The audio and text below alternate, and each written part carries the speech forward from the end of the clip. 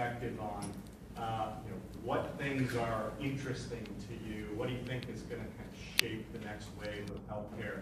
From the entrepreneur's perspective, certainly, just what have you seen from some of your peers, and from the hospital perspective, what are the things that are interesting to you?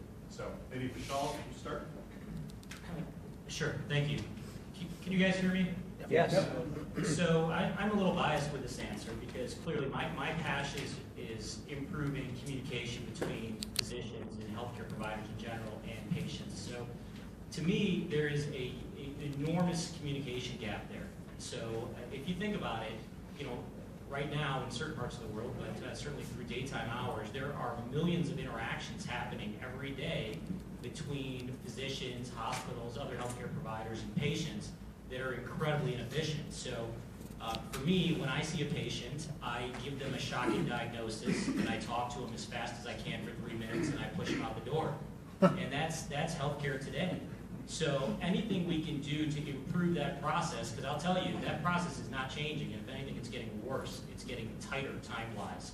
So it lends itself to technology solutions to automate that. So that's what I do. I try to find ways, you can watch your favorite TV show on demand. I try to find ways that you can watch that and listen to that conversation on demand, those golden nuggets, and automate that communication after a diagnosis or a procedure with a patient and its circle of care. So if you think about that process and how inefficient it is, I think there's a lot of ways that process can be improved. And right there, there's a ton of startups sort of waiting to be born. So that's obviously a biased answer, but that's the space in which I live and where I operate. Joseph, do you have a biased answer as well? I do.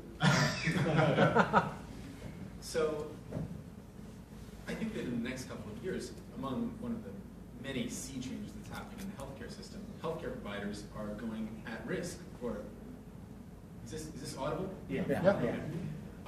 Healthcare providers are going at risk for the outcomes of their patients. Yeah. And that means that they need to be concerned not just with treating patients when they're sick, but what happens to that patient before they get into an episode of care and what happens afterward.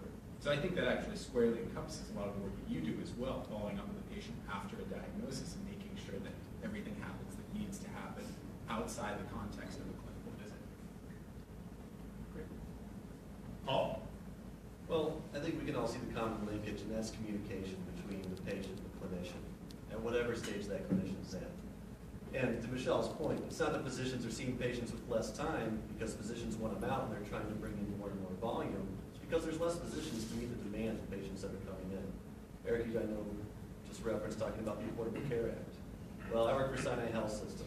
And within our service area, about 30% of our service area is going to have access to an insurance product that they either A, have never interacted with, or B, never had the opportunity to get because they couldn't afford it. These consumers have never interacted with the healthcare system, they don't know how to access it, and their perception of what that barrier was before is still huge, whether or not they know how to navigate it now. So being able to find appropriate communication pathways that can reach them in a meaningful way that they understand is very important. And I think you already see a lot of that in the consumer space. Walgreens spoke to it earlier. We do it with a lot of social connectivity. Why isn't that translated to health yet? And I think with both of these products and probably a lot of the things involved in the you see a common space. And that's where we have our eye